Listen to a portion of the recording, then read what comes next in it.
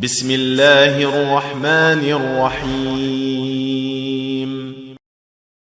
بسم الله الرحمن الرحيم الحمد لله رب العالمين والصلاة والسلام على نبينا محمد وعلى آله وأصحابه أجمعين أما بعد. Бүгін шейх рахматуллахи алейхи айттыр ад-дарсу ас-саби' 7-ші сабақ. Арканус сола ва хия арбаата ашара. Яғни намаздың рукіндері, намаздың тіректері. Кеше шарт пен тіректің айырмашылығын айттық. Екеуінсізде құлшылық дұрыс болмайды, бірақ та шарт құлшылықтың сыртында болады, ал аркандар болатын болса құлшылықтың ішінде, құлшылықтың бір бөлігі болады. Сол намаздың рукіндері дейді, олар 14 рукін деп айтады. Бірінші әл-қияму мa'ал-қудра. Қияму мa'ал-қудра деген жағдай барынша тұрып оқу намазды. Екінші такбиратул ихрам. Такбиратул ихрам, яғни такбир, намазға кіретін такбирі. Үшіншісі қираатул фатиха. Фатиха сүресін оқу. Төртінші ар-руку, руку жасау, яғни иілу. Бесінші әл-и'тидалу бa'д ар-руку, рукуътан кейін қайттан басты көтеру. Келесі рукын ас-суджуд алал-аъда'i саб'a, яғни 7 мүшеге сәжде жасау. Келесі ар-руф'у минху, бұл сәждеден көтерілу. Вал-джалсату байна сәждатайни, сәжденің екі сәжденің ортасында отыру. Ва-тумаънинату фи джами'ил аф'ал, бүкіл амалдарда асықпай, жаңағыдай туманинамен, яғни ешқандай асығушылықсыз жасау. Келесі ат-тартибу байнал аркан, рукіндер арасында тәртіппен жасау рукіндерді. Келесі ат-ташахудул ахир, соңғы ташахуд. Келесі әл-джулусу лаху, яғни 12-ші рукын, намаздың 12-ші рукыны әл-джулусу лаху, яғни ташахудқа отыру. 13-ші рукын ас-салату аля наби саллаллаху алейхи ва саллама, пайғамбар саллаллаху алейхи ва саллама салават айту. Және де соңғысы ат-таслиматан, екі жерге, екі иыққа, оң жаққа және сол жаққа сәлем беру. Енді бұлардың әрқайсысын жеке-жеке айтып кететін болсақ, әл-қияму мa'ал-қудра, яғни әл-қияму мa'ал-қудра, яғни жағдай барынша тұрып намазды оқу. Бұған пайғамбар саллаллаху алейхи ва саллам хадисі дәлел болады. Салли қаиман фа ин лам тастати фа джалисан фа ин лам тастати фа аля джамбик деп айтады. Намазды тұрып оқы. Егер оған жағдайын болмайтын болса, отырып оқы. Егер де оған жағдайын болмайтын болса, жатып, яғни жаңа жатып оқы деп пайғамбар Мұхаммад саллаллаху алейхи ва саллам айтады. Яғни бұл жерде пайғамбар Мұхаммад саллаллаху алейхи ва саллам ең бірінші қиямнан бастап тұр. Осы жерден ғалымдар айтады, қиямның рукін екендігіне дәлел осы болады. Және де бұл рукіндердің жалпы түгеліне дәлел бұл Абу Хурайрадан радиаллаху анху хадисі. Бұл хадисті ғалымдар хадису мусии салатихи деп айтады. Намазын дұрыс оқымаған адамның хадисі деп айтады. Бұл хадисте бір кісі мешітке кіреді, сосын намаз оқиды да, тұрып пайғамбар саллаллаху алейхи ва салламға сәлем береді. Сол кезде пайғамбар Мұхаммад саллаллаху алейхи ва саллам айтады, ирджи фасалли фа иннака лам тусалли деп айтады. Тұрда намазын қайтар дейді, себебі сен намаз оқымадың деп айтады. Қайтадан оқиды, қайтадан пайғамбар саллаллаху алейхи ва саллам сондай жауап айтады. Сөйтіп 3 рет айтқаннан кейін дейді, аллимни фа инни ла астатиу гайраха деп айтады. Маған үйрет, мен осыдан басқасын жасай алмаймын деп айтады пайғамбар Мұхаммад, жаңа адам. Сол кезде пайғамбар Мұхаммад саллаллаху алейхи ва саллам айтады, ида кумта иля салати фа асбигил вудуа thumma каббир thumma иқра ма таяссара ма'ака минал Qur'an thumma рка'ь хатта татма'инна раки'ан thumma рфа'ь хатта ta'тадила قائما thumma اسجد حتى تطمئن ساجدا ثم ارفع حتى تطمئن جالسا ثم اسجد حتى تطمئن ساجدا ثم افعل هذا في صلاتك كلها деп пайғамбар Мұхаммад саллаллаху алейхи ва саллам айтады. Бұл хадис муттафақун алейхи, яғни Бухари мен Муслимда келген хадисте Абу Хурайрадан жаңағы кісі маған үйрет, мен осыдан басқа намаз оқи алмаймын деп айтады. Сол кезде пайғамбар Мұхаммад саллаллаху алейхи ва саллам намазға тұратын болса, асбигил вуду деп айтады. Вудуыңды дұрыстап ал дейді, дәретіңді дұрыстап ал деп айтады. Содан кейін такбир айт деп айтады. Содан кейін саған жеңіл болған Құраннан бір нәрсе оқы деп айтады. Кейбір риуаяттарда, Ибн Хузайманың риуаятында «Сумма иқра би фатихатил китаб ва ма таяссара ма'ака минал Qur'an» деп айтады. Сен фатихатул китабты оқы, содан кейін саған жеңіл болған сүрелерді оқы деп айтады пайғамбар Мұхаммад саллаллаху алейхи ва саллам. Және де бұл жерден біздер тағы да бұл хадисте пайғамбар Мұхаммад саллаллаху алейхи уассалам вуду ал деген жерден біз не аламыз? Бұл хадисте түгел рукіндер келмеген, кейбір рукіндер келген. Және де кейбір шарттар келген. Вуду бұл шарт. Намаздың шарты, кеше айтқандай. Бұны неге айтып жатырық? Себебі кейбіреулер бұл хадиске сүйене отыра Фатиханы оқу уажиб емес, рукін емес деп айтады. Оны біз әлі де айтамыз. Содан кейін айтады, руку жаса деп айтып тұр. Біз және айттық, такбиратул ихрам бұл хадисте келді. Каббир деп айтады. Қираатул фатиха бұл жерде сумма қра ма таяссара ма'ака минал Құран деп айтады. Саған жеңіл болған Құранды оқы деп тұр, иә? Бұны қазір түсіндіреміз. Содан кейін руку сумма рка хатта татмаинна ракиан деп айтыр. Сосын руку жаса. Рукута тынышталмайынша деп айтады. Тынышталмайынша, яғни тисе жасама деп тұр. Рукута адам не тыныш тұру керек. Руку күйінде біраз уақыт тұру керек ол. Бұл рукутың рукун екендігіне дәлел. Суммарфа хатта та'тадила қаиман деп тұр. Содан кейін басын көтер, тіке тұрмайынша деп тұр. Тіке тұрмайынша. Яғни кейбіреулер осы жерде қателеседі. Рукуқтан тұрады да бірден сәждеге барады. Жоқ, рукуқтан кейін тұрып дұғаны айту керек. Содан кейін асықпай сәждеге бару керек. Содан кейін айтады, сәжде жаса, сәждеде тынышталмайынша деп, тыныш күйіне оралмайынша. Содан кейін басыңды көтер дейді, тыныш күйінде отырмайынша деп айтыр. Содан кейін қайтадан сәжде қыл дейді, сәжде күйінде тыныш отырмайынша, және де намазын бүкілінде осылайша намазыңды оқы деп айтады пайғамбар Мұхаммад саллаллаху алейхи уассалам манағы кісіге. Және де бұл хадистен біздер қандай дәлел аламыз? Узур бил жахил деп осы жерден аламыз. Себебі пайғамбар Мұхаммад саллаллаху алейхи уассалам манағы кісінің жахилдігін біле тұра, оған такфир де қылмаған, немесе намаздарыңды қайтар деп те айтпаған, оған үйреткен. Оның жахилдігін, оның надандығын алып қойған пайғамбар Мұхаммад саллаллаху алейхи уассалам. Енді Фатиха туралы келетін болсақ, Фатиханы Имран ибн Убада ибн Самиттің хадисіне пайғамбар Мұхаммад саллаллаху алейхи уассалам айтады, яғни үшінші рукын қираатул Фатиха деп тұр ғой. Бұл Абу Хурайраның хадисінде келмеген болатын болса, ол жаңағындай Убада ибн Самиттің хадисіне пайғамбар Мұхаммад саллаллаху алейхи уассалам айтады, ла салата лиман лам яқра би фатихатил китаб деп айтады. Ол да Бухари Муслимде келген хадис. Яғни кім Фатиха сүресін оқымайтын болса, бұндай адамның намазы жоқ деп пайғамбар Мұхаммад саллаллаху алейхи уассалам айтады. Және бұл Фатиха сүресінің рукн екендігіне дәлел болып есептеледі. Және де біздер білу керекпіз, Фатиха сүресі тіпті Ханафи мазхабында да уажиб оқу. Уажиб болу есептеледі. Себебі бұны жаңағындай кім айтады? Аль-Касани өзінің Бадая Саная кітабында айтады. Басқа да ғалымдар айтады. Яғни бұлар айтады, егерде амданып тастайтын болса, яғни қастанып Фатиха сүретін тастайтын болса, фахуа якуну мин мусиу сола деп айтады. Өздерінің Ханафи фиқхының кітаптарынан Бадая Санаята, кім қастанып Фатиха сүресін тастайтын болса, бұл мусиу сола болады. Мусиу сола жаңа Абу Хурайраның хадисінде келген адам, яғни намазын дұрыс оқымаған адам. Пайғамбар саллаллаху алейхи оған ал деп айтты, Хум фасолли фа иннака лам тусалли дейді. Ирджи фасолли фа иннака лам тусалли дейді. Сен намаз оқымадың, сондықтан тұрдақ намазыңды қайтар деп айтады. Түсінікті ме? Сондықтан бұлардың мазхабында, яғни Ханафи мазхабында бірінші 2 ракатта Фатиханы оқу оларда уажиб. Және де қастанып тастаған адамның намазы батыл болады. Қастанып тастаған адамның намазы батыл болып есептеледі. Руку жаңағы хадисте келді. И'тидал бa'да руку, яғни рукуътан кейін тұру манағы Абу Хурайраның хадисінде келді. Суджуд аля а'да'i саб'a деп айтыр. Сәжде 5 мүшеге жасау, 7 мүшеге жасау. 7 мүшеге сәждені жасау намаздың рукыны деп тұр. Бұл Ибн Аббастың хадисінде келеді, радиаллаху анхума, Бухари Муслимде келген, пайғамбар Мұхаммад саллаллаху алейхи уассалам айтады, умирту ан асджуда аля саб'ати а'зумин деп айтады. Мен 7 түрлі неге сүйекке сәжде қылуға бұйырылдым деп айтады. Сосын түсіндіреді. Алал жабхати ва ашара биядихи иля анфихи деп айтады. Пайғамбар Мұхаммад саллаллаху алейхи уассалам айтады, маңдайыма дейді. Бірақ маңдайыма деп айтқан кезде мұрнына да көрсетті деп айтады.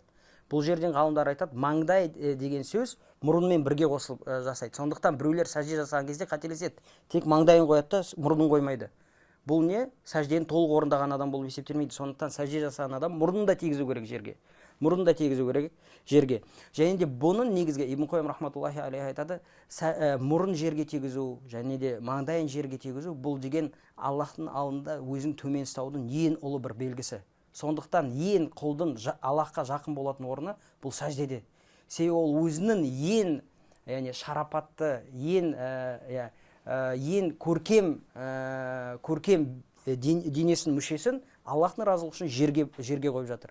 Тіпті лас болады, ол беті лас болады, топыраққа сәжде қылуы мүмкін, немесе балшыққа сәжде қылып қалуы мүмкін кейде, иә. Сондықтан бұның өзі Аллахтың разылығы үшін өзін төмендету, және сондықтан бұл халде құл Аллахқа ең жақын халі болады екен, түсіндің ме? Бұл біріншісі, яғни пайғамбар Мұхаммад аля жабха деп айтты, ва ашара биядихи иля анфихи дейді, аля каффейни дейді, яғни екі қолға, яғни мынау жабха 1, маңдай 1, екі қол 2 3, аля рукбатейн 4 5, ва аля атрофил қадамейн деп айтады. Және де ненің қадамның, яғни мына саусақтар жағына деп айтады. Яғни 6-7. Сондықтан сәждені осы 7 нәрсеге жасау рукн болып есептеледі. Осы Абдулла ибн Аббастың хадисіне сүйенетін болсақ. Арғара айтады, не дейді? Уаррофу минху, яғни сәждеден тұру. Бұл Абу Хурайраның хадисінде айтып кеттік және де ат-тартибу байнал аркан. Рукндер жасаған кезде тәртіп жасау. Тәртіп. Неге? Себебі пайғамбар Мұхаммад саллаллаху алейхи ва саллям айтқан: "Саллу кама раайтумуни усалли" деп айтады. Мен намаз оқығандай, менің қалай намаз оқығанын көретін болсаңдар, дәл солай намаз оқыңдар деп пайғамбар Мұхаммад саллаллаху алейхи ва саллям айтқан. Бұл сунан жинақтарында келген хадис, және бұл не? Сахих хадис болып есептеледі. Ал пайғамбар Мұхаммад саллаллаху алейхи ва саллям тек қана осы тәртіпте ғана намазды оқыған. Содан кейін ат-ташахудул ахир, соңғы ташахуд бұл намаздың рукны болып есептеледі. Бұған дәлел пайғамбар Мұхаммад саллаллаху алейхи ва саллям Абдулла ибн Масудтың хадисінде айтады: "Қулу ат-тахияту лиллахи вас-салавату иза саллайтум фақулу" деп айтады. Намаз оқысаңдар, айтыңдар деп бұйырып тұр пайғамбар Мұхаммад саллаллаху алейхи ва саллям. Ат-тахияту лиллахи вас-салавату ват-тайибат, ассаламу алейкум иля ахирихи. Бұл ташахудты білесіз, және де Шейх Ибн Баз оны әрде түсіндіреді. Вал-джулусу лаху, және де бұл ташахуд үшін отыру. Неге? Себебі біз ол ташахудты отырмай айта алмаймыз. Сондықтан бұл да рукн болып есептеледі. Уассалату аля наби саллаллаху алейхи ва саллям. 13-ші рукн пайғамбар Мұхаммадқа саллаллаху алейхи ва саллям салауат айту. Бұл да Айшаның хадисінде, басқа да сахабалардың хадисінде пайғамбар Мұхаммад саллаллаху алейхи ва саллям айтады: "Қулу Аллахумма салли аля Мухаммадин ва аля али Мухаммад кама саллайта аля Ибрахима ва аля али Ибрахима иннака хамидун маджид" деп айтады. Айтыңдар деп бұйырады. Манағы салауатты айтыңдар деп пайғамбар саллаллаху алейхи ва саллама бұйырады. Және де таслиматан, яғни намаздан шығатын екі жаққа, оң жаққа және сол жаққа жасалатын таслим. Бұған дәлел Абу Дауудтың жинағында және де басқа сунан жинақтарында келген сахих хадис, пайғамбар Мұхаммад саллаллаху алейхи ва саллям айтады: "Инна мифтахуха ат-таслим ومختتمها إن مفتتحها التسليم ومختتمها ديت إن مفتتحها التكبير ومختتمها التسليم" деп айтады пайғамбар Мұхаммад саллаллаху алейхи ва саллям. Намазды ашатын такбир деп айтады. Ал намазды жабатын нәрсе бұл не? Таслим деп айтады пайғамбар Мұхаммад саллаллаху алейхи ва саллям. Сондықтан бұл не? Рукн болып есептеледі. Бұл жалпы намаздың аркандары. Енді айтады ад-дарсу самин, 8-ші сабақ, уаджибату сала, намаздың парыздары дейді, уаджибаттар. Уаджибаттар мен аркандардың айырмашылығы қандай? Рукн мен уаджибтің айырмашылығы қандай? Рукн мен уаджибтің айырмашылығы: рукнды тастаған адам, ұмытып тастап қойған адам, сол ракатты толығымен қайтарады. Тек қана 2 рукннан басқасы, такбиратул ихрам мен таслимнен басқасы. Кімде-кім такбиратул ихрам жасамайтын болса, намазды толығымен басынан қайтарады. Немесе таслим жасамай кететін болса, намазды қайтадан толығымен қайтарады деп айтады ғалымдар. Түсінікті ме? Ал қалған рукндерді тастаған адам тек қана сол ракатты, қай рукнды тастады, сол ракатты қайтадан қаза қылып, яғни өтейді. Содан кейін саху саждесін жасайды. Саху саждесі туралы біз әлі де сөйлесеміз. Ал уаджибті тастаған адам болатын болса, бұл ракатты қайтармайды, бірақ та саху саждесін жасайды. Айтады: "Уаджибату сала ва хия самания", намаздың парыздары 8 деп айтады. Біріншісі жамиу такбират гайра такбиратил ихрам дейді. Такбиратул ихрамнан басқа келген такбирлер Аллаху акбар деп айтуларын түгел уаджиб болып есептеледі. Екіншісі вақаулу сами Аллаху лиман хамида лил имами вал мунфарид деп айтыр. Және де имам немесе жалғыз өзі оқып жатқан адамға сами Аллаху лиман хамида дейтін нәрсе деп айту, бұл не? Уаджиб болып есептеледі. Неге имам вал мунфарид деп айтты? Имам немесе жалғыз оқып жатқан адам. Себебі маъмум, яғни имамның артына еруші, имам сами Аллаху лиман хамида деп айтатын болса, ол роббана ва лакал хамд деп айтады. Роббана ва лакал хамд деп айтады. Сами Аллаху лиман хамида деп айтпайды. Дұрысырақ пікір бойынша. Ва қаулу роббана ва лакал хамд лил кул. Және де бүкіл адамға роббана ва лакал хамд деп айту важип. Бүкіл деген кім? Имам, жалғыз оқитын адам, және де маъмум, яғни имамның артына еріп жатқан адам. Түгеліне роббана ва лакал хамд деп айту важип. Ва қаулу субхана роббиял азим. Және де не? Субхана роббиял азим фир руку. Рукута субхана роббиял азим деп айту, бір рет айту, бұл важип болып есептеледі. Ва қаулу субхана роббиял а'ла фис суджуд. Сәждеде бір рет субхана роббиял а'ла деп айту, бұл да важип. Ва қаулу роббихфирли байна сәждатейн. Екі сәжденің ортасында роббихфирли деп айту, бұл да важип болып есептеледі. Және де ат-ташахудул аувал, бірінші ташахуд, яғни 4 ракаттан тұратын намазда екінші ракатта жасалынатын ташахуд, вал джулусу лаху, және сол ташахудқа отыру важип болып есептеледі. Бұл важиптерді қайдан алған ғалымдар? Бұл важиптерді ғалымдар айтады. Пайғамбар Мұхаммад саллаллаху алейхи уассалама намазын сипаттаған сахабаларын түгелі осылай сипаттаған. Ал пайғамбар Мұхаммад саллаллаху алейхи уассалам нағыл деп айтқан: "Саллу кама раайтумуни усолли" деп айтқан. Мен намаз оқығандай намазды оқыңдар деп пайғамбар Мұхаммад саллаллаху алейхи уассалама бұйырған. Бұйырған болып есептеледі. Бұл не? Важибаттар, намаздың намазда жасалынатын парыз амалдар. Келесі дәрс, осы жерде шейх рахматуллахи алейхи саху сәжде деген нәрсені қалдырып кеткен. Біз бұны тез айтып көрейік. Саху сәжде дегеніміз не? Адам қашанда намазда қателесетін болса, сол қателікті қайттан толықтыруға болады.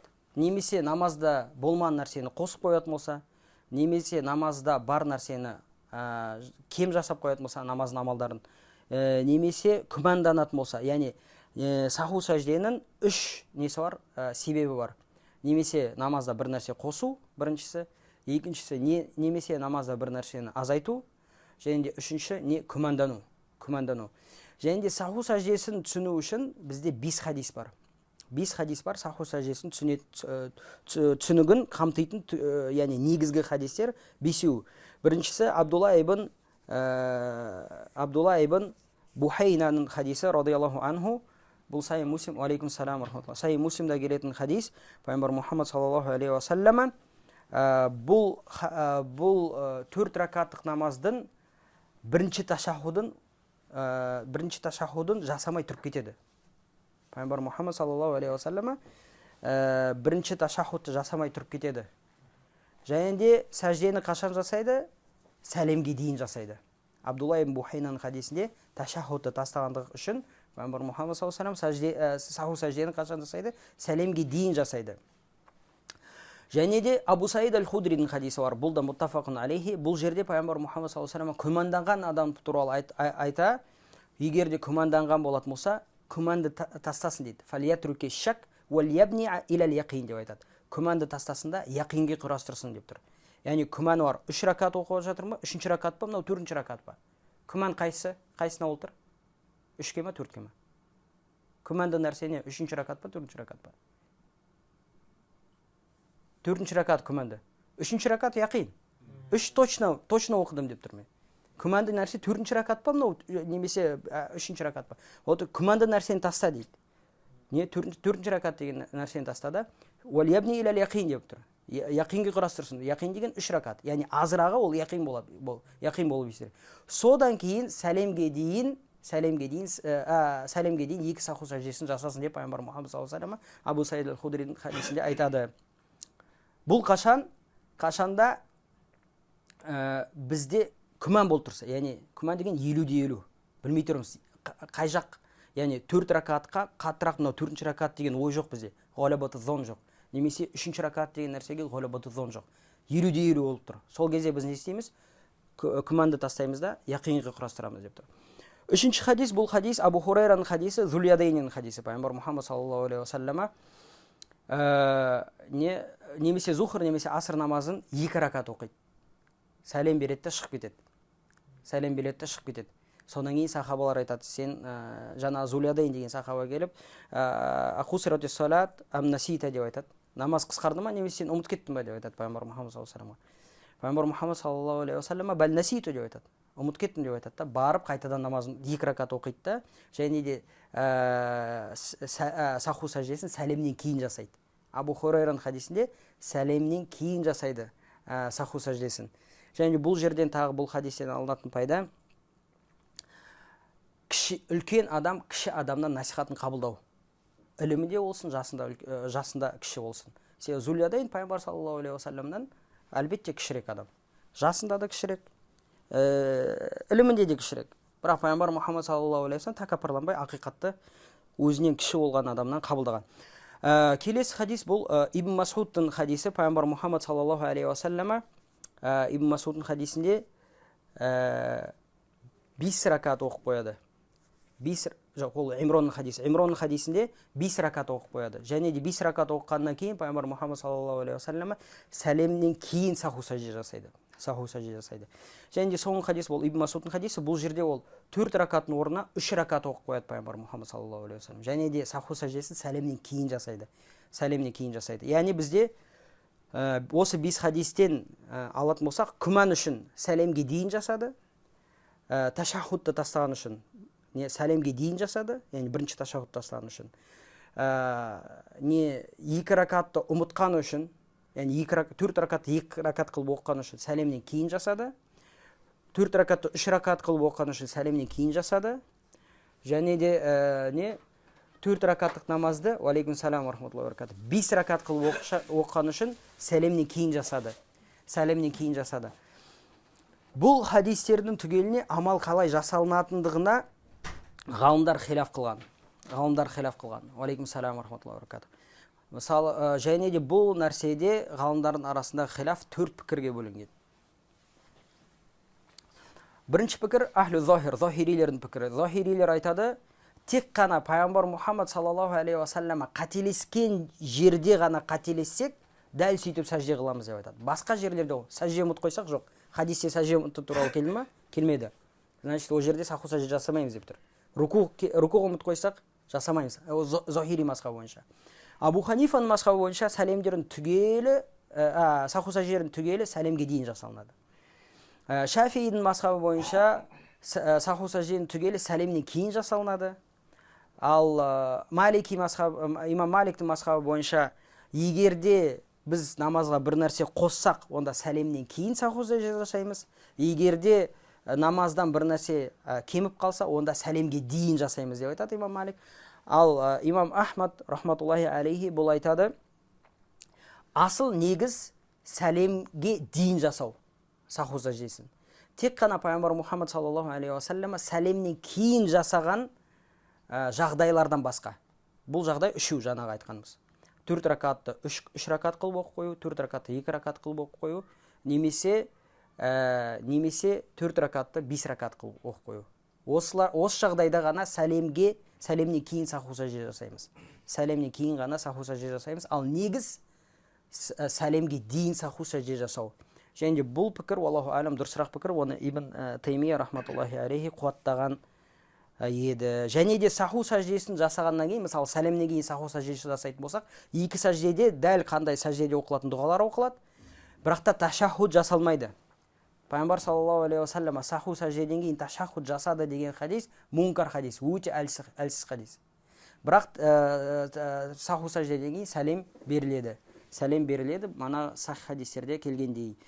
Яғни, мысалы, сұрақ сізге. Бір кісі рукуъты ұмытып қойса, не істейді? Ракат толтырады, сосын? Сәлемнен кейін рукуъ тастап қойса. Хадисте бар ма рукуъ тастады? Значит, сәлемге дейін. Имам Ахмад мазхабы бойынша сәлемге дейін болады. Түсінді ма? Иә, сәлемге нақыс. Жарайды.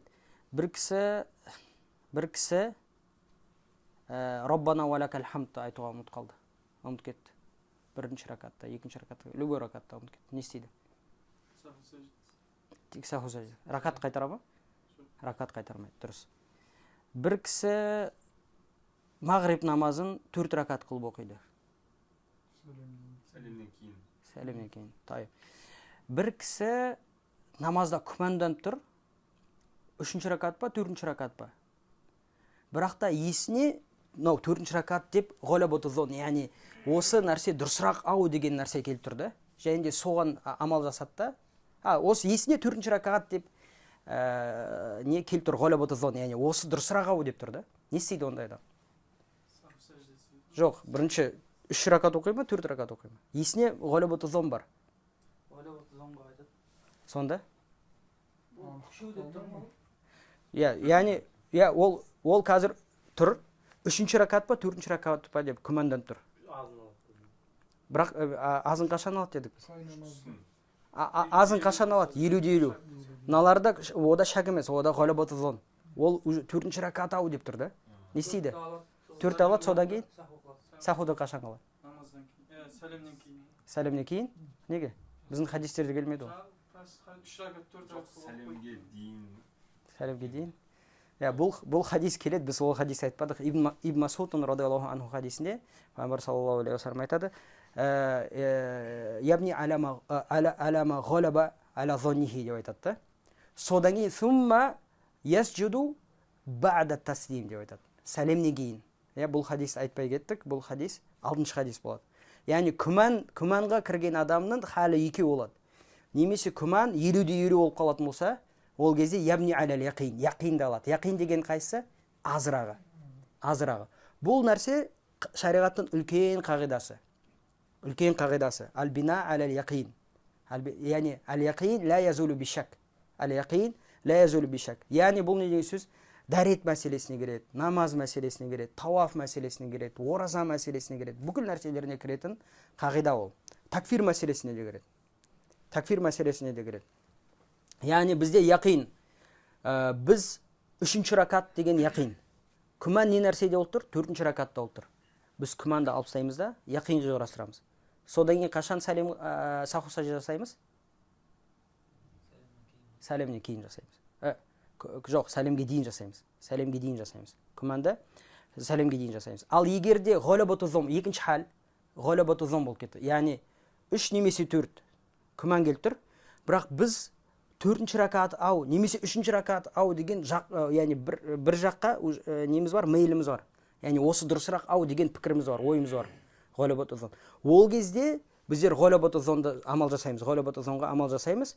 Бірақ нені, сәждені қашан жасаймыз? Сәлемнен кейін жасаймыз. Саху сәждені сәлемнен кейін жасаймыз. Түсінікті ма? Баракаллаху фикум. Бұл не? Аркан ва ваджибату сала. Енді баяну ташахуд. Ад-дарсу таси, 9-шы сабақ, баяну ташахуд. Ташахудтың мағынасы Ибн Баз түсіндіреді. Баяну ташахуд ваху ан якула ат-тахияту ва-салавату ва-тайибату ва-саламу алейка айюхан набию ورحمة الله وبركاته والسلام علينا وعلى عباد الله الصالحين أشهد أن لا إله إلا الله وأشهد أن محمدا عبده ورسوله. Ташахудта айтқан кезде адам ат-тахияту лиллахи ва-салавату ва-тайибат деп айтады. Ат-тахият деген мадақтар деп аударуға болады. Немесе Аллахқа деген сәлем, бірақ біз мадақтар деп аударамыз. Яғни негізінде тахия деген сәлем деген, сәлем беру. Бірақ бұл жердегі мағынасы ғалымдар айтады, мадақтар тек қана Аллахқа ғана тән дейді. Уас-салауат дейді. Салауатты не намаздар деп аударуға болады, не дұғалар. Дұғалардың түгелі тек қана Аллахқа арналады. Намазың түгелі тек қана Аллахқа арналады деген мағына шығады. Уат-тайибат, тайибат деген таза амалдар, таза сөздер, таза ақидалар тек қана Аллахқа ғана арналады және оған ғана тән деген мағына шығады. Вассаламу алейка айюхан набию ва рахматуллахи ва баракатух. Және де ей пайғамбар, саған Аллахтың сәлеметі болсын, және де мейірімділігі болсын, және де берекесі болсын деп біз пайғамбар Мұхаммадқа да дұға қыламыз. Осы жерде пайғамбар Мұхаммадқа саллаллаху алейхи вассалама дұға қыламыз. Және де кейбір хадисте пайғамбар Мұхаммад саллаллаху алейхи вассалам айтады, маған салауат айтылған кезде Алла субхану тағала періште жібереді, сол періште маған сол сәлемді жеткізеді деп айтады. Ассаламу алейна ва аля ибадиллахи солихин. Бізге және де Аллах тағаланың бүкіл игі пенделеріне сәлемі болсын деп айтамыз содан кейін. Яғни бұл дұға яғни сәлемет тек пайғамбар саллаллаху алейхи емес, және де бізге де болсын, және де бүкіл Алла субханала тағаланың игі құлдарына болсын деп айтырмыз. Және де бұл жерден тағы да алынатын нәрсе, адам дұға жасаған кезде өзінен бастауы. Ассаламу алейна, бірінші бізге болсын деп тұр. Ва аля ибадиллахи солихин. Содан кейін басқа Алла субханала тағаланың ізгі құлдарына болсын деп тұр. Және де бұл жерден тағы да алынатын пайда, кейде мысалы жарайды бұны. Ашхаду ан ла илаха илlallah ва ашхаду анна Мухаммадан абдуху ва расулуху. Және де Аллахтан басқа құлшылыққа лайықты тәңір жоқ деп куәлік етемін. Және де Мұхаммад Аллахтың құлы және елшісі деп куәлік етемін деп осы тахиятты айтады дейді. Осы тахиятты айтады. Сумма юсалли аля наби саллаллаху алейхи вассалам. Яғни біз ла иляха илlallah және Мұхаммад расулуллах саллаллаху алейхи вассалам бұны түсіндірген едік, сондықтан осы жақта көп тоқтамай қойсақ болады. Сумма юсалли аля наби саллаллаху алейхи вассалам ва юбарику алейхи фа яқулу Аллахумма салли аля Мухаммадин ва аля али Мухаммад кама саллайта аля Ибрахима ва аля али Ибрахима иннака хамиду маджид ва барик аля Мухаммадин ва аля али Мухаммад кама баракта аля Ибрахима ва аля али Ибрахима иннака хамиду маджид. Содан кейін, яғни тахиятты айтқаннан кейін Аллахтың елшісі деп пайғамбар Мұхаммадқа саллаллаху алейхи вассалама салауат айтады, және де береке тілейді. Салауат дегеніміз не? Салауатты біз Аллах тағаладан тілейтін болсақ, Аллахумма салли аля Мухаммадин деп тілейтін болсақ, бұны Абу Али ар-Рияхи деген табиғи түсіндіргендей, ас-салату мин Аллахи дейді, санауху аля ман сулли алейхи фи малаил а'ла деп айтады. Яғни періштелердің алдында манағы адамды мадақтау деп айтады. Яғни Аллах табарака ва таалаға біз Аллахумма салли аля Мухаммадин деген кезде біз не деп тұрмыз? Немесе саллаллаху алейхи вассалама деп айтқан кезде Аллах табарака ва таала бұл Мұхаммадта саллаллаху алейхи вассалама періштелердің алдында зікір етсін, мадақтасын деп тілеп тұрмыз. Түсіндің ме? Ал пайғамбар Мұхаммад саллаллаху алейхи вассалама айтады: "Ман салла алейя салатан, саллаллаху алейхи биха ашран" деп айтады. Кімде-кім маған бір салауат айтатын болса, Аллах бұл салауат арқылы оған 10 рет салауат айтады деп айтады. Сондықтан бұл жерде пайғамбар Мұхаммадқа саллаллаху алейхи вассалама салауат айтудың абзалдығы, яғни бұның фазилеті, яғни кімде-кім пайғамбар Мұхаммадқа саллаллаху алейхи вассалама салауат айтатын болса, Алла субхана тағала бұл адамды бір салауат үшін 10 рет мадақтайды періштелердің алдында.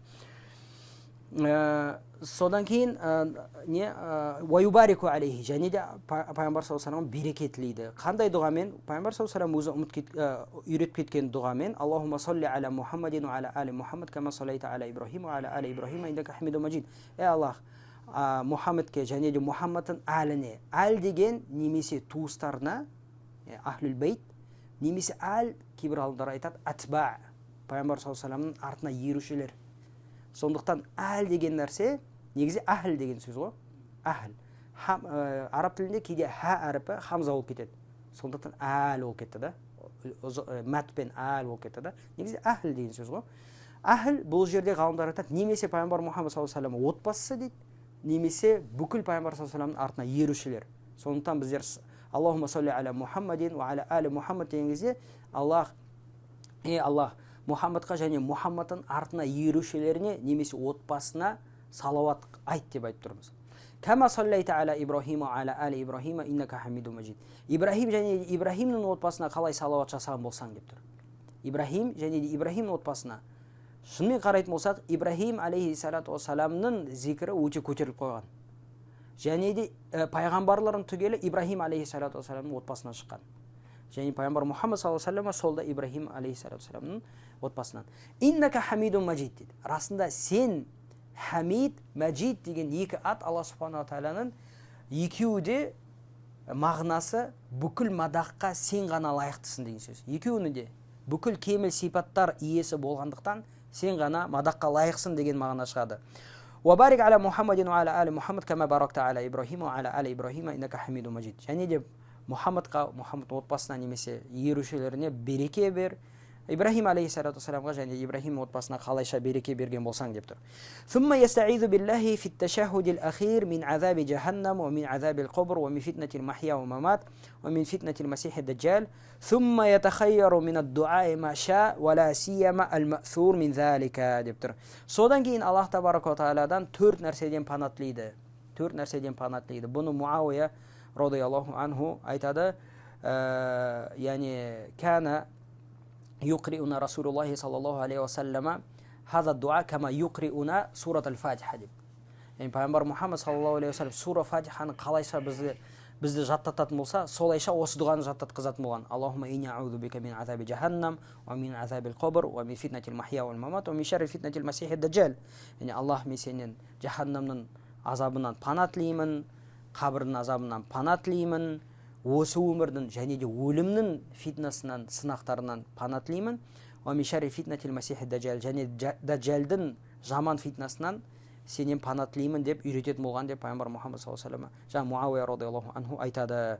Сумма ятахайру мин ад-дуа маша. Содан кейін қандай дұға айтса бола береді. Бұл хадисте келген, муттафақ алейхи, Бухари Муслимде келетін. Яғни ташаххуд айтқаннан кейін сумма яғни татахайру мин ад-дуа маша деп тұр. Содан кейін қандай дұға айтсаң айта бер деп пайғамбар Мұхаммад саллаллаху алейхи вассалам сахабалар айтқан. Вала сияма ал-маъсур мин залика. Ибн Баз айтады, яғни әсіресе бұл дұғалар сүннетте келген болатын болса, яғни абзал уақыт, сол уақытта, яғни дұға қылудың абзал уақыттарының бірі қашан? Сәлемге дейін, ташаххуд кезінде. Яғни тахиятты айтқаннан кейін, салауатты айтқаннан кейін, содан кейін сәлемге дейін адам дұға қылса болады. Дұға қылса болады. Сүннеттен болған дұға болса айта берсе болады. Сүннеттен дұға білмейтін болса арабша дұғалар айтса болады. Арабша білмейтін болса тіпті өзінің тілінде қазақша, не орысша, не өзінің тілінде айта берсе дұғаны бола береді. Парыз намазында болсын, нәпіл намазында болсын. Парыз намазында болсын, нәпіл намазында болсын. Және де шейх Ибн Баз рахималлаху тағала кейбір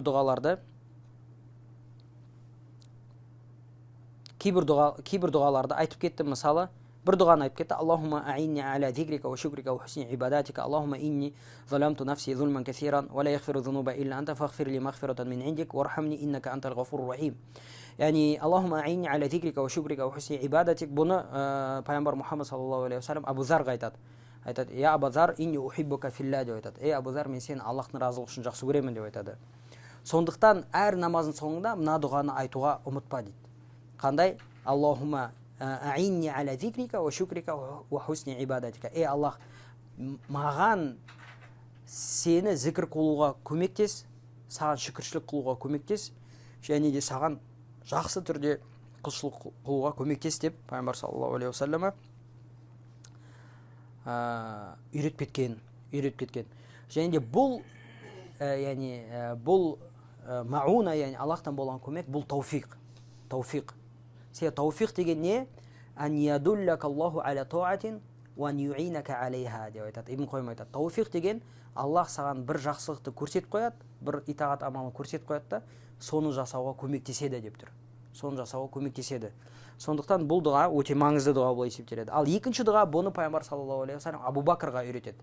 Абу Бакр айтады, маған бір дұға үйретші дейді, намазда айтатын дейді. Сол кезде пайғамбар саллаллаху алейхи вассалам мына дұғаны: Аллахумма инни заламту нафси зульман касира ва ла яғфиру зунуба илля анта фағфир ли мағфирatan min индика вархамни иннака анта ғафурur рахим. Және бұл Абу Бакрның хадисі муттафақун алейхи, ал Абу Зардың хадисі Сунан жинақтарында келген, сахих иснадпен келген. Бұл жерде пайғамбар саллаллаху алейхи вассалам Абу Бакрға үйреткен дұға: Аллахумма, ей Аллах, инни заламту нафси зульман касира. Мен өзіме көп зұлымдық жасап қойдым. Яғни немен? Күнә жасап. Ва ла яғфиру зунуба илля анта. Ал сеннен басқа ешкім күнәні кешірмейді дейді. Фағфир ли мағфирatan min индик дейді. Өзіңнен болған кешірілме мені кешір деп тұр. Вархамни, және мені мейірімділігіңе ал. Иннака антал ғафурur рахим. Расында сен ғана кешірушісің және де мейірімдісің деп пайғамбар саллаллаху алейхи вассалам осы дұғаны үйреткен екен. Ва амма фи ташаххуд ал-аувал фаяқуму ба'да шахадатайни иля ас-салисати фи az-zuhri wal-'asri wal-maghribi wal-'isha wa in salla 'ala an-nabi sallallahu alayhi wa sallam fa huwa afdal li'umumi al-hadith fi dhalika thumma yaqumu ila as-salisa. Бұл түгелі біз айтқан нәрсе, бұл соңғы ташаххудта, немесе 3-ші ракаттан кейінгі ташаххудта, немесе 4-ші ракаттағы ташаххудта.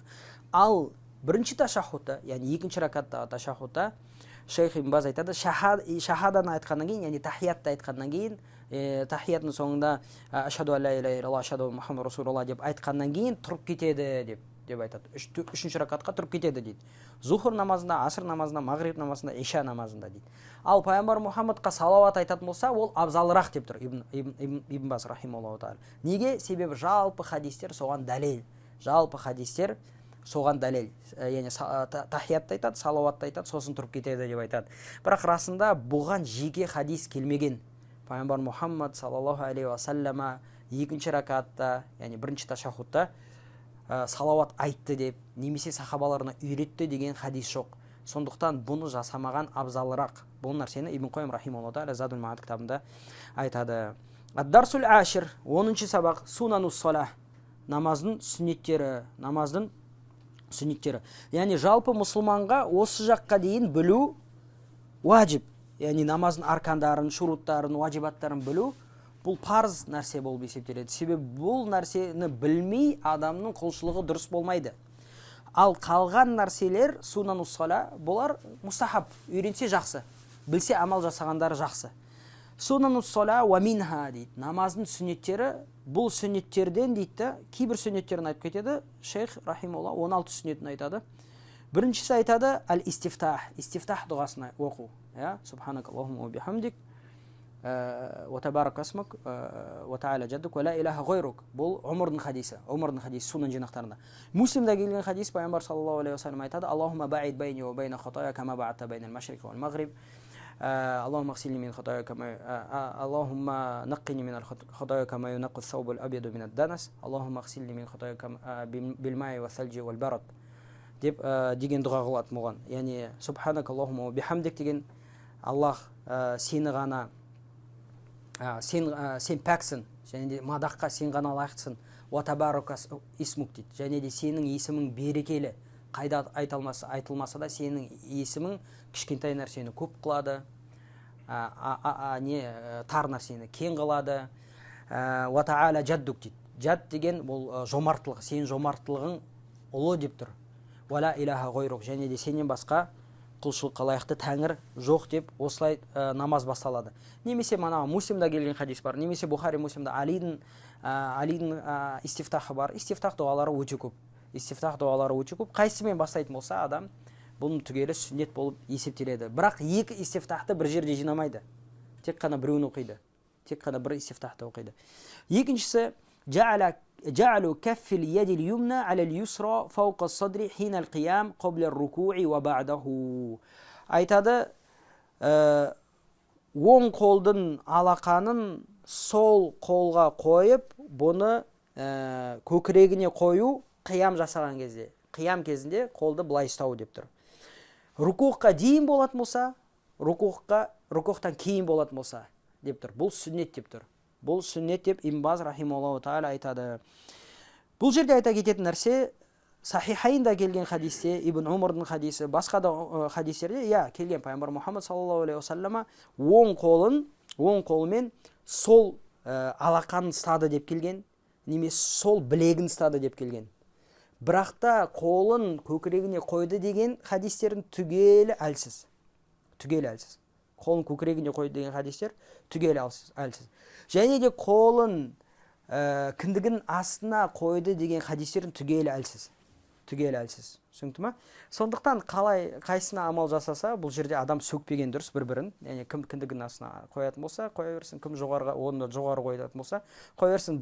Бірақ Шейх Мухбил рахматуллахи алейхи бұл айтады. Бірақ сахих хадистер білекке қойды деген хадис бар ғой. Қолын білекке қойды деген хадис.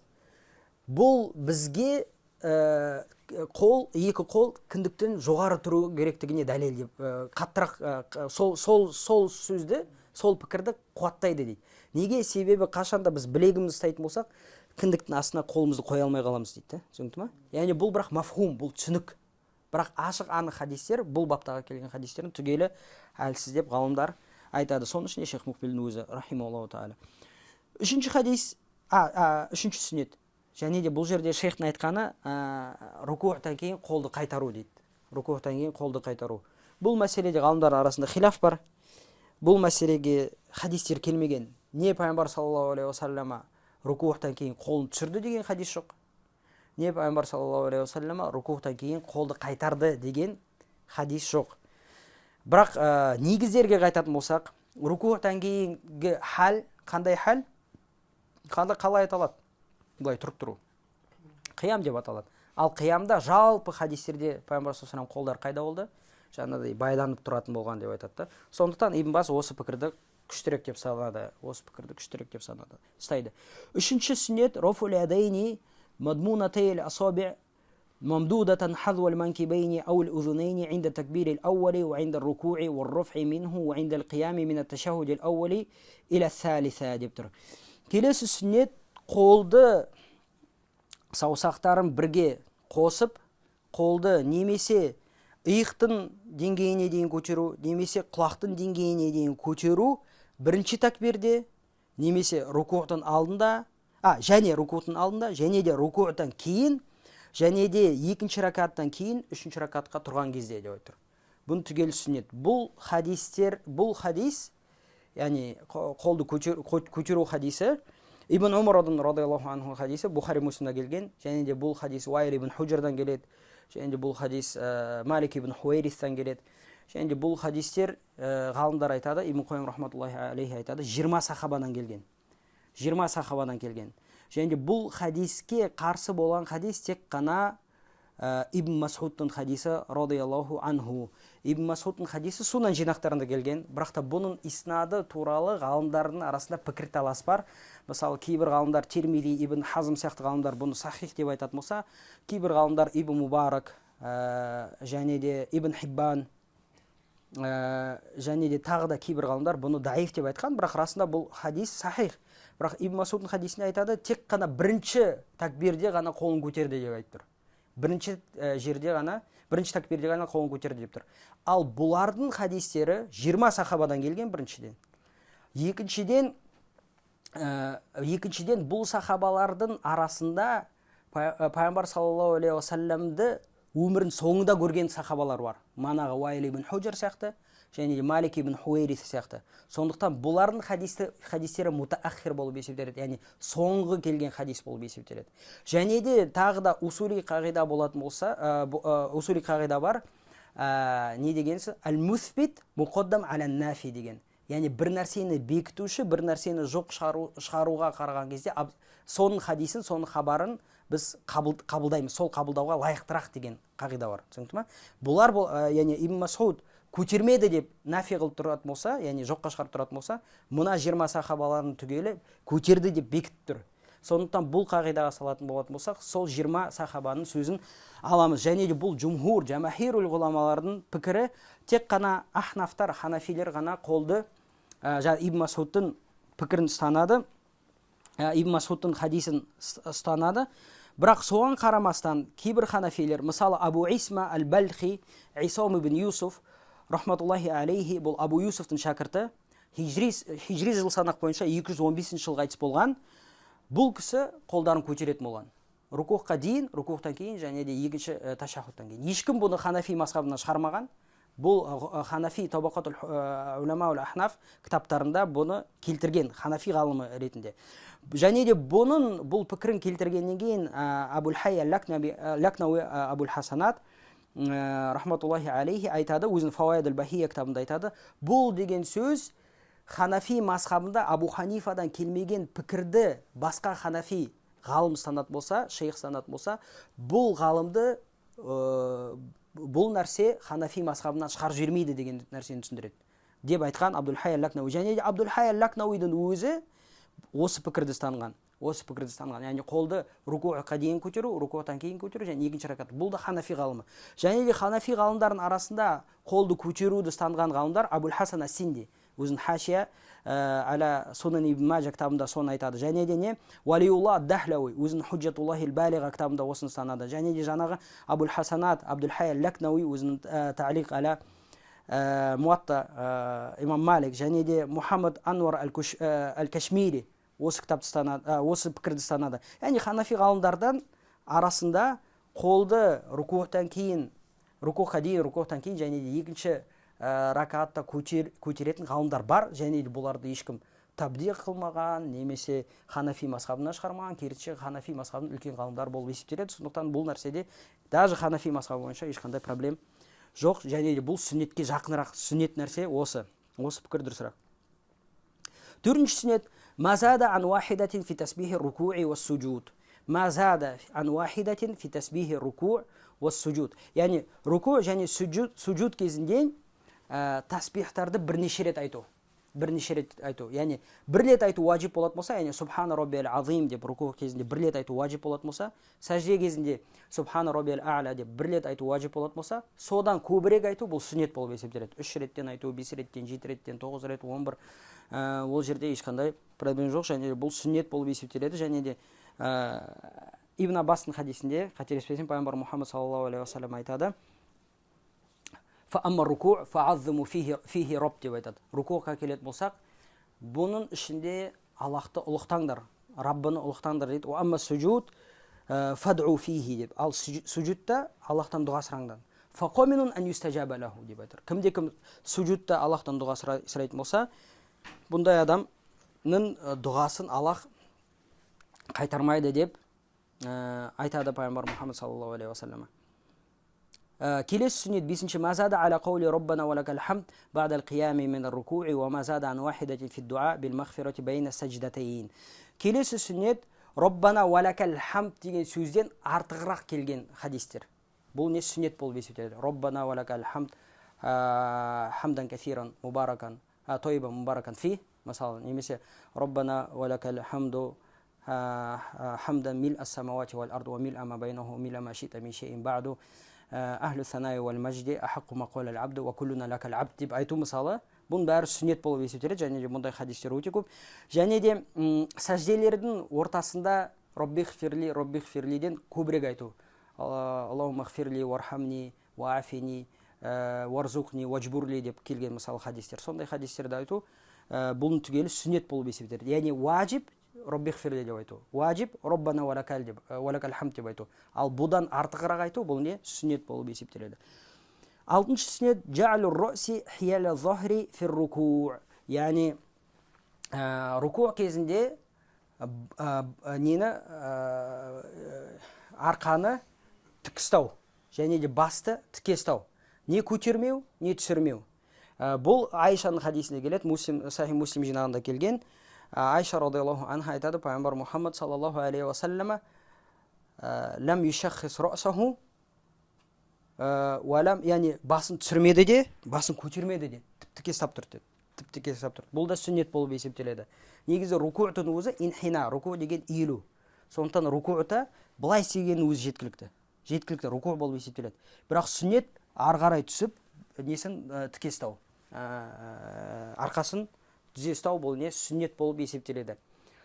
7-ші сүннет муджафатул адудайни индал анил джамбайни вал батн анил фахидайни вал фахидайни анил сақойни фи суджуд деп тұр. 7-ші сүннет намазда сәжде жасаған кезде нелерді, шынтақтарды көтеру. Бұл хадис Малик ибн Хуайристің хадисінде келген. Бұл сүннет Малик ибн Хуайристің хадисіне келген. Сахи Муслимда ида сажатта фарфа мирфақойни деп келеді. Пайғамбар саллаллаху алейхи ва саллям сәжде жасайтын болсақ, шынтақтарын көтер деп келген. Басқа хадисте пайғамбар саллаллаху алейхи ва саллям шынтақтарын солай көтеретін болған, хатта язхара ибтайхи деп айтады.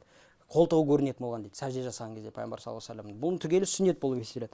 Және де сүннеттен дейді, ішті сандарға тигізбеу, және де сандарды саққа тигізбеу, білекке тигізбеу, балтырға тигізбеу. Бұл не? Бұл сүннет болып есептеледі. Бұл Айшаның манағы Муслимда келген хадисте. Айша радиаллаху анха айтады: "Ва наха ан яфтариш ар-раджулу ифтироша сабуи" деп айтады.